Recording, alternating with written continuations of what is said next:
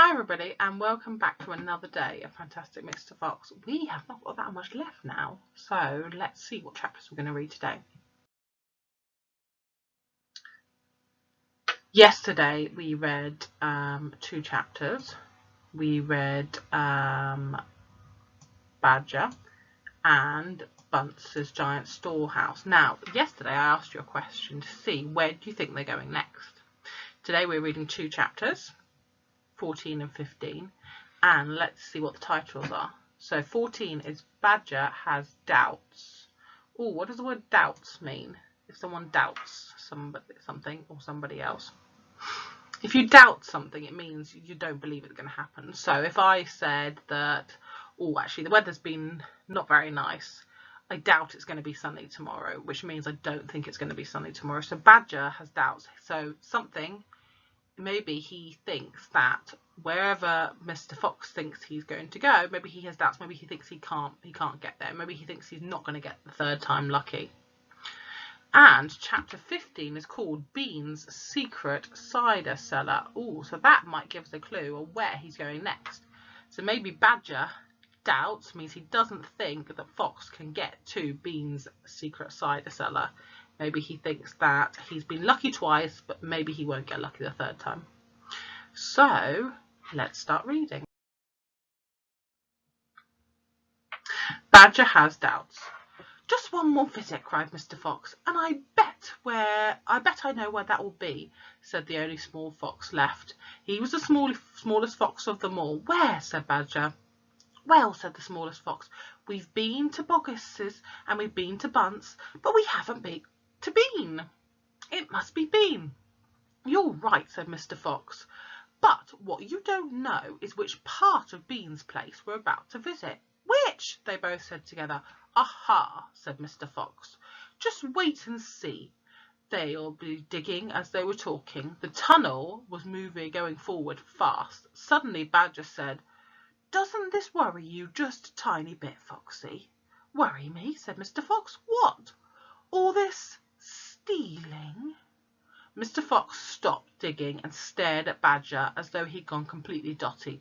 My dear old funny frump, he said, do you not know anyone who in the whole wide world who wouldn't swipe a few chickens if his children were starving to death? There was a short silence while Badger thought about this. You are far too respectable, said Mr. Fox. There's nothing wrong with being respectable, Badger said. Look, said Mr. Fox, Boggis, Bunce and Bean are going to kill us. You realise that, I hope? I do, Foxy, I do indeed, said a gentle Badger. But we're not going to stop and stoop into their level. We don't want to kill them. I shouldn't hope not, indeed, said Badger. So, what's happening in this is Badger and Fox are talking, and Badger is saying that doesn't it worry Fox? Now Fox is not worried, he doesn't mind. Badger's saying, but what you're doing is you're stealing. And Fox doesn't really see it like that. He says that yes, he's taking things, but he needs to feed his family. So you've got 2 people here. You've got Fox, who says, well, I want to feed my family, and if my children are starving, I'm going to feed them, and he doesn't mind. Then you've got Badger, who thinks, well, actually it's stealing, and stealing's not good. It's not a respectful thing to do. So who is right? Is Fox right, saying, well, actually, yes, I'm taking things, but I'm feeding my family? Or is Badger right, saying, well, but you shouldn't be taking things? And I think that is where I would kind of lie in between. Yes, it's not nice to steal things, but animals, they do have to kill other animals to live and survive. So I think it's a bit different for animals. But Badger thinks it's not right to steal, but Fox thinks, well, yeah, I see where you're saying coming from, but I have to feed my children. We wouldn't dream of it, said Mr. Fox. We would simply take a little food here to keep our families alive, right? I suppose we have to, said Badger. So what they're doing is they're meeting in the middle now. So Fox is saying, yes, I wouldn't dream of taking more, and I wouldn't dream of killing the farmers, but We have to take a little bit of food to keep our family going. And then Badger has come and they've met in the middle. So they said, yes, stealing's not right, but we have to live and we have to survive. So we can take a little bit of food that we need. If they want to be horrible, let them, said Mr. Fox. We down here are decent, peace-loving people. So they're saying that up there the farmers are being horrible, trying to kill them, but down underground the animals are peace-loving people and that they're decent, which means that they don't really want any harm coming to them. Badger laid his head to one side and smiled at Foxy. Foxy, he said, I love you. Thank you, said Mr. Fox. Now let's go on with our digging. 5 minutes later, Badger's front paws hit against something flat and hard. What on earth is this? He said. It looks like a solid stone wall.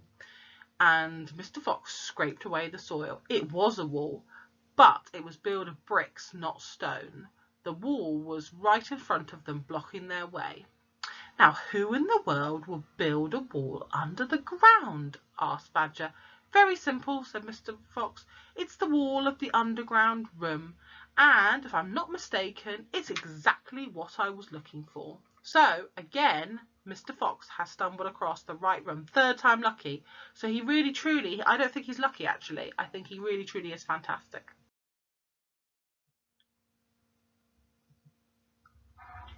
This one is called Bean's Secret Cider Cellar. So now they've dug up and they've hit the cider cellar, which, like Mr. Fox said, is underground. So you won't see any windows, it'll be underground. Mr. Fox examined the wall carefully. He saw that cement between the bricks was old and crumbling, so he loosened a brick without much trouble and pulled this away. Suddenly, out of the hole there was a brick where the brick had been. There popped a small face with whiskers. Go away, it snapped. You can't come in here, it's private. Good Lord, said Badger, it's Rat. Oh, you saucy beast, said Fox. I should have guessed we'd find you down here. Go away, shrieked Rat. Go on, beat it. This is my private pitch. Shut up, said Fox. I will not shut up, squeaked Rat. This is my place. I got here first. Mr. Fox gave a brilliant smile, flashing his white teeth. My dear old Rat, he said softly, I am hungry. So he was a bit surprised, Fox, when he saw Rat. Rat doesn't want to let them in. I wonder what's going to happen. I am a hungry fellow, and if you don't hop up quickly, I shall eat you up in one gulp. That did it. Rat hopped back fast out of sight. Mr. Fox laughed and began pulling more bricks out of the wall. Then he made a biggish hole and crept through it. Badger and the smallest fox followed him. They found themselves in a vast, damp, gloomy cellar. What? This is it, cried Mr. Fox. This is what? Said Badger. This place is empty. There are turkeys. Where are the turkeys? Asked the smallest fox, staring into the gloom. I thought Bean was a turkey man. He's a turkey man, said Mr. Fox, but we're not after turkeys now. We've got plenty of food. Then what do we need, Dad? Take a look around the room, said Mr. Fox. Do you see anything that interests you? Badger and the smallest fox peered into the half-darkness, their eyes becoming accustomed to the gloom. So to start off with, if you go in a dark room, you can't really see, but your eyes get used to it and then you'll start to see more. Accustomed to the gloom, they began to see what looked like a whole lot of big glass jars upon shelves around the walls. When they went closer, they were jars. There were hundreds of jars. Upon each word was written the word cider, which is made from apples. As the smallest fox leaped in the air, "Oh, Dad!" He cried out, "Look, we found! It's cider!" So here they are under the underground cellar, so it will be really dark in there because there won't be any lights. And they found bottles and bottles and bottles of cider, so that will give them something to drink. Now they've got something to eat, now they've got something to drink. Exactly, said Mr. Fox. Tremendous, shouted Badger. Bean's secret cider cellar, said Mr. Fox. But go carefully, my dears, don't make a noise. This cellar is right underneath the farmhouse itself. Cider, said Badger, is especially good for badgers. We take it as medicine. 1 large glass 3 times a day with meals, and another at bedtime. It will make the feast into a banquet, said Mr. Fox. While they were talking, the smallest fox had sneaked a jar off the shelf and had taken a gulp. "Wow!" he gasped. "Wow-wee!" You must understand, this was not the ordinary weak fizzy cider one buys at the store. This was the real stuff, home-brewed, fiery liquor that burned your throat and boiled your stomach. "Ah!" gasped the smallest fox. "This is some cider." So cider is made from alcohol. So this one is one that Bean makes, and he makes it really strong. So when you drink it, like they say, it burns burns in your throat and boiled in your stomach. So because it's strong, it kind of burns when it goes down. "That's quite enough of that," said Mr. Fox, grabbing the jar and putting it onto his own lips. He took a tremendous gulp. "It's miraculous," he whispered, fighting for breath. "It's fabulous. It's beautiful." "It's my turn," said Badger, taking the jar and tilting his head backwards as the cider gurgled and bubbled down his throat. It's like melted gold," he gasped. "Oh, Foxy, it's like drinking sunbeams and rainbows." Oh, that's a lovely way to describe it. It's like drinking sunbeams and rainbows. So it kind of tastes nice and sunny and fresh. "You're poaching," shrieked Rat. "Put that down at once. There'll be none left for me." Rat was perched upon the highest shelf in the cellar, peering down from behind a huge jar. There was a small rubber tube inserted in the neck of the jar, and Rat was using this tube to suck out the cider. "You're drunk," said Mr. Fox. "Mind your own business," shrieked Rat. "And if your grey, clumsy brutes come messing around in here, we'll all be caught. Get out and leave me to sip my cider in peace." At that moment they heard a woman's voice calling out in the house above them. "Hurry up and get that cider, Mabel," the voice called. "You know Bean doesn't like to be kept waiting, especially when he's been out all night in a tent." The animals froze. They stayed absolutely still, their ears pricked up and their bodies were tense. They heard the sound of the door being opened. The door was at the top of the flight of stone steps leading down from the house to the cellar, and now someone was starting to come down those steps. And that's the end of our chapter. Oh, what a tense ending. It's like a cliffhanger, remember? We talked about that before, where you go off a cliff and you're dangling at the end. You really want to know what's happening, and you're at the edge of a cliff. You want to know, but you'll have to wait, unfortunately, till tomorrow. So, they're in the cellar. You've got Mr. Fox, the littlest fox, Badger, and you've got the rat as well.